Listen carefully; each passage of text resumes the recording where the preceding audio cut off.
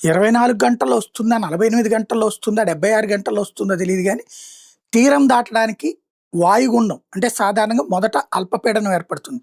అల్పపీడనం ఆ తర్వాత వాయుగుండంగా మారుతుంది. వాయుగుండం ఆ తర్వాత తుఫానవుతుంది.